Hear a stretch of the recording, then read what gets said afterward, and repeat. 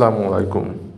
আপনারা যারা আপনাদের ইমোর নাম চেঞ্জ করতে পারছেন না তাদের জন্য এই ভিডিওটি আনলাম। এখানে প্রথমে চলে যাবেন আপনার যে ইমো অ্যাপস রয়েছে অ্যাপসের মধ্যে গিয়ে আপনার যে প্রোফাইল আইকন আছে প্রোফাইলে ক্লিক করবেন। তারপরে আবার এই প্রোফাইলের উপরে আরেকটা ক্লিক করবেন। তারপর এখানে যে পেন আইকন রয়েছে এখানে রয়েছে এই যে এমডি জুয়েল হোসেন, এই যে পেন আইকনের উপর একটা ক্লিক দেবেন। তারপরে এই যে এমডি জুয়েল হোসেন এটা এই যে মুছে দেবেন।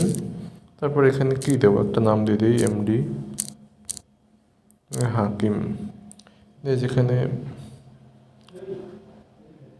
টিক আইকনে ক্লিক করবেন।